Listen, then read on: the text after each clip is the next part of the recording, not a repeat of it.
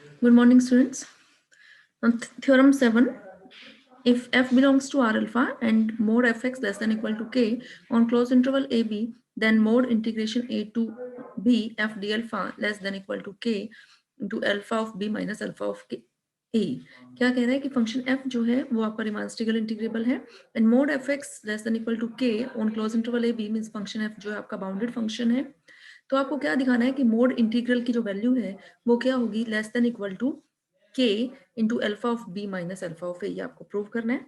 तो देखो इसका प्रूफ हमने क्या ले लिया, बाउंड्स लिए फंक्शन f के on close interval a b, capital M और स्मॉल m बाउंड्स हैं।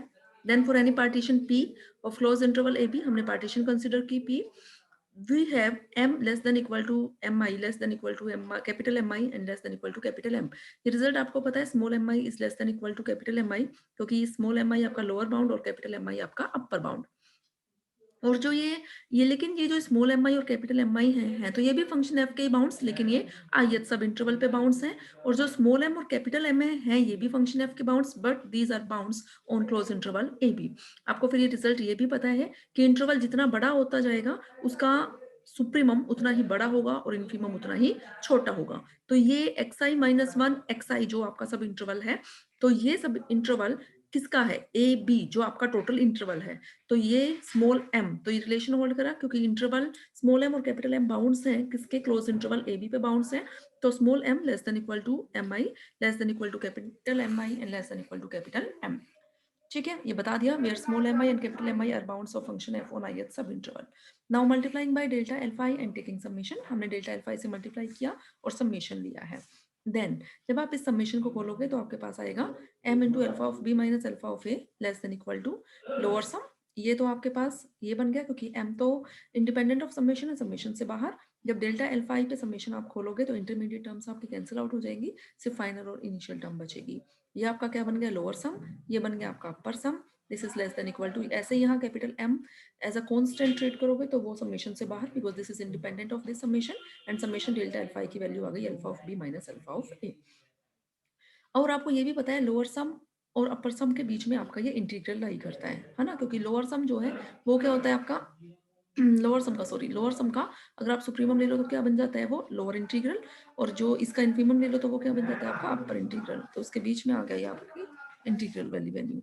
Since mod f x less than equal to k on close interval a b, function f आपको बाउंडेड दे रखा है, it means f of x के bounds क्या आ गए, मींस किसके बीच में आ गया, minus k to k on close interval a b. And if m and m are bounds of function f on close interval a b, then अगर small m और capital M bounds है function f के close interval a b पे, तो small m और capital M ये भी किसके बीच में लाई करेंगे, माइनस के टू के, क्योंकि f of x minus k to k lie कर रहे हैं on close interval a b for all values of x. ठीक है, now multiplying by alpha of b minus alpha of a and using equation one, हमने alpha of b minus alpha of a से multiply किया और equation one को हमने use किया।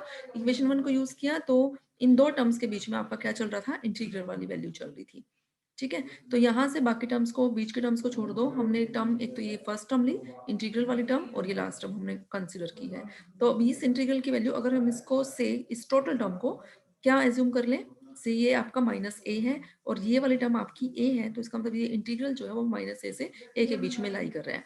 तो ये इसको हम क्या लिख सकते हैं, मोड के साथ लिख सकते हैं, mod integral is less than equal to k alpha of b minus alpha of ए।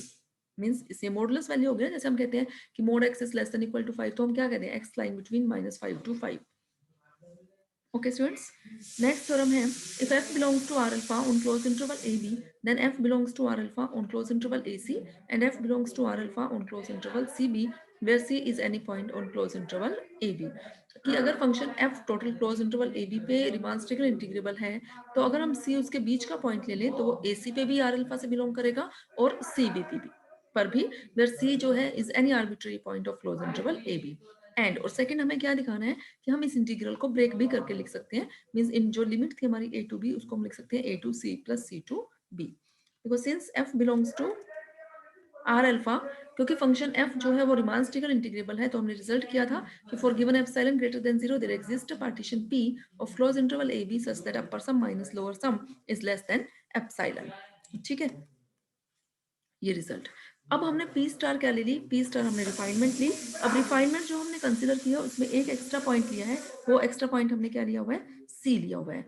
फिर हमने रिफाइनमेंट का रिजल्ट यूज किया कि रिफाइनमेंट के लिए लोअर सम जो है आपका बड़ा होता है और अपर सम क्या होता है, छोटा होता है। तो हमने लेकिन but lower sum is always less than equal to upper sum, और ये रिजल्ट हमने यहाँ यूज किया। फिर जो ये हमारे बीच के जो पॉइंट्स हैं इनका डिफरेंस, जो आपके ये एक्सट्रीम पॉइंट्स पे पॉइंट है उनके डिफरेंस हमेशा क्या रहेगा, लेस देन इक्वल टू, और वो आपका क्या चल रहा है, लेस देन एप्सिलॉन, क्योंकि फंक्शन एफ जो है वो आपका आर अल्फा से बिलोंग कर रहा है। तो यहाँ से हम क्या कह सकते हैं, upper sum minus lower sum for partition p star भी आपका क्या आ गया, लेस देन एप्सिलॉन आ गया। Now let P1 and P2 denote the set of points of partition P star between the intervals AC and CB respectively. अब पहले तो हमने P जो पार्टीशन ली थी वो क्लोज इंटरवल AB की पार्टीशन ली थी। अब हम जो बात कर रहे हैं पार्टीशन की, अब हमने C एक बीच का पॉइंट लिया क्लोज इंटरवल AB के, तो AC जो हमारे पास ये सब इंटरवल आया है इसके लिए पार्टीशन P1, और CB इस क्लोज इंटरवल के लिए पार्टीशन हमने क्या ले ली, P2 ले ली। Then clearly P1 and P2 are partitions of closed interval AC and CB respectively, and P1 union P2 is equal to P star, क्योंकि ये P star जो आया उसमें जो रिफाइनमेंट हमने ऊपर कंसिडर की थी उसमें एक ही एक्स्ट्रा पॉइंट था, वो क्या था हमारा, C था। Also now upper sum for function f, और किसके लिए, पार्टीशन P star के लिए। now this is equal to upper sum for function f के लिए with respect to partition P1 plus upper sum for function f with respect to partition P2। Means यहाँ हमने P1 का मतलब ये हमने A C इंटरवल पे बात किया और ये हमने C B इंटरवल पे बात की है। ऐसे ही लोअर सम के लिए भी हम रिजल्ट यूज कर सकते हैं। अब हमने क्या करना है, सब्ट्रैक्ट करना है और इक्वेशन 2 को यूज करना है। सब्ट्रैक्ट करेंगे तो अपर सम माइनस लोअर सम आपका पार्टीशन P स्टार के लिए किसके इक्वल होगा, upper sum minus lower sum for partition P1 plus upper sum minus lower sum for partition P2। ठीक है, तो यहाँ से हमारे पास ये क्या आ गया, this is less than epsilon. क्यों, क्योंकि हम ये ऊपर निकाल चुके थे कि upper sum minus lower sum for partition P star हमारा लेस देन एप्सिलॉन है। Since each bracketed term is non negative because upper sum is always greater than equal to lower sum, तो यहाँ से हम क्या कह सकते हैं, अगर दोनों का सम लेस देन एप्सिलॉन है और दोनों ही ब्रैकेटेड टर्म पॉजिटिव है, इसका मतलब दोनों ही ब्रैकेटेड टर्म आपकी लेस देन एप्सिलॉन होंगी। तो first term less than epsilon का मतलब f belongs to r alpha on closed interval AC, और सेकंड का मतलब f belongs to r alpha किस पे, on closed interval CB, क्योंकि P1 पार्टीशन जो है वो AC इंटरवल के लिए है और जो P2 पार्टीशन है वो हमारी CB इंटरवल के लिए है। एक पार्ट हमारा प्रूव हो चुका है, हमें यही दिखाना था। अब देखो further from equation 3 we have upper sum for function f के लिए लेकिन with respect to partition P star is equal to, अभी हम ऊपर बता चुके हैं किसके इक्वल है, upper sum for partition P1 plus upper sum for partition P2। Now this upper sum is greater than equal to upper integral because upper integral is equal to infimum of upper sum, है ना। ऐसे ही ये अपर सम किससे greater than होगा, upper integral, लेकिन किससे कहां से कहां तक, सी से बी, क्योंकि पार्टीशन P2 जो है वो क्लोज इंटरवल सी बी पे है। बट हम ऑलरेडी अभी हमने ऊपर प्रूव किया कि फंक्शन f जो है वो आर अल्फा से बिलोंग कर रहा है, मींस रीमांस्टिकल इंटीग्रेबल है क्लोज इंटरवल AC पे, तो ये अपर इंटीग्रल किसके इक्वल हो गया, common integral A to C। और ऐसे ही because function f belongs to R alpha on close interval CB, so this upper integral is equal to common integral C to B के equal हो गया। Now this implies, यहाँ से हमारे पास क्या आ गया, upper sum for function f लेकिन with respect to partition P star is greater than equal to this integral. Now taking infimum over all partitions P of closed interval AB we have infimum अगर हम लेंगे तो जो left hand side में अपर सम था उसका क्या बन जाएगा हमारा अपर इंटीग्रल, और जो राइट साइड थी that is independent of partition P, क्योंकि वो तो हमारे पास इंटीग्रेशन की वैल्यू आ चुकी थी।